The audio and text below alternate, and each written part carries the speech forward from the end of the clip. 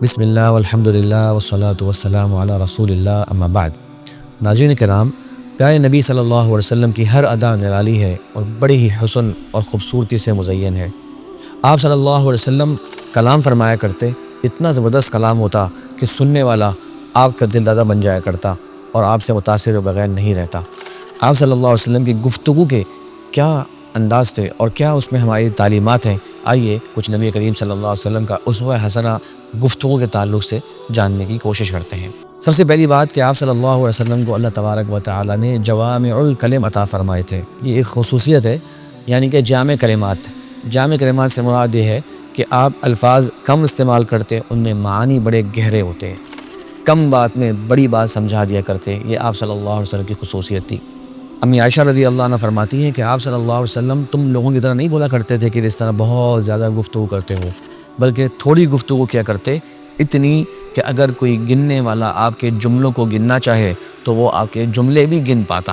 ذرا سوچئے، آپ 1 منٹ کہیں بات کریں اور آپ کے سننے والوں کو آپ کہیں کہ تم میرے جملے گنو، تو یقیناً یہ بہت مشکل ہوگا۔ تو آپ صلی اللہ علیہ وسلم ٹھہر ٹھہر کر ایک باوقار انداز میں گفتگو فرمایا کرتے کہ گننے والا گن بھی پاتا۔ اسی طرح بعض مرتبہ آپ صلی اللہ علیہ وسلم اپنی بات کو 3 بار دہراتے اگر ضرورت محسوس کرتے کہ وہ بات اچھی طرح نوٹس میں آ جائے، اور صحابہ کرام آپ صلی اللہ علیہ وسلم کی اس انداز کی باتوں کا خاص اہتمام فرما لیا کرتے۔ اسی طرح آپ صلی اللہ علیہ وسلم کا ایک بہت اہم ادب گفتگو میں یہ تھا کہ آپ کسی کی دل آزاری نہیں کیا کرتے، حتیٰ کہ وہ ایسے گناہ جو آپ ان کی اصلاح کرنا چاہتے ہیں، اگر اس شخص کو مخاطب کیے بغیر معاملہ پورا ہو سکتا ہے تو آپ سب کو ایک عام نصیحت فرما دیا کرتے۔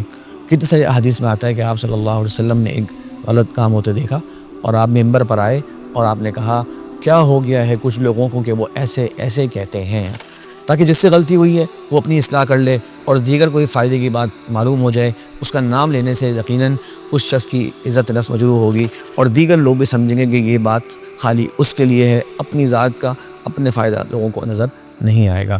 تو یہ آپ صلی اللہ علیہ وسلم کا خاص انداز تھا۔ اسی طرح آپ صلی اللہ علیہ وسلم خیر کی بات کیا کرتے اور صحابہ سے ہی کہا کرتے کہ جو تم میں سے اللہ پر ایمان لاتا ہے، آخرت پر ایمان لاتا ہے، اسے چاہیے کہ خیر کی بات کہے یا خاموش ہو جائے۔ اور خیر کی بات کا مطلب یہ کہ دین دنیا کی بھلائی کی بات ہو، فضول بے معنی بے مقصد گفتگو سے آپ صلی اللہ علیہ وسلم ہمیشہ پرہیز فرمایا کرتے۔ آپ صلی اللہ علیہ وسلم کی یہ تعلیمات بھی یاد رکھیے گا کہ آپ نے فرمایا کہ بندے کے جھوٹا ہونے کے لیے یہ کافی ہے کہ وہ ہر سنی سنائی بات کو آگے پہنچا دے۔ آج کے زمانے میں ہم دیکھتے ہیں سوشل میڈیا کا زمانہ ہے، لوگوں تک کوئی میسیج پہنچتا ہے وہ آگے پہنچا دیتے ہیں، یہ سمجھتے ہوئے کہ جناب ہم تک جس طرح پہنچا تھا ہم نے آگے پہنچا دیا۔ یہ ناکافی ہے، آپ کو معلوم ہونا چاہیے کہ یہ بات یقینی بات ہے، درست بات ہے اور مثبت بات ہے، کوئی خیر کی بات ہے تب اسے آگے پھیلائیے۔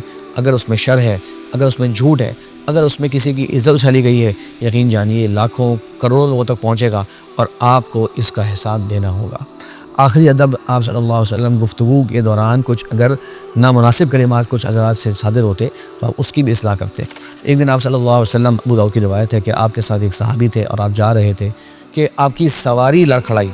جب سواری لڑکھڑائی تو صحابی نے کہا کہ تعس الشیطان، شیطان برباد ہو جائے۔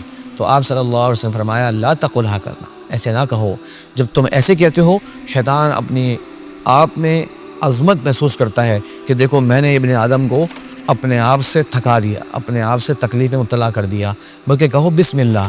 جب تم بسم اللہ کہو گے تو وہ اتنا چھوٹا ہو جاتا ہے، اتنی حقارت محسوس کر رہا ہوتا ہے آپس میں، یعنی کیا اس نے یہ کام تھا لیکن بندہ اللہ کا نام لے رہا ہے اس کے اوپر، تو اتنا کہ جیسے ایک مکھی ہو جاتی ہے۔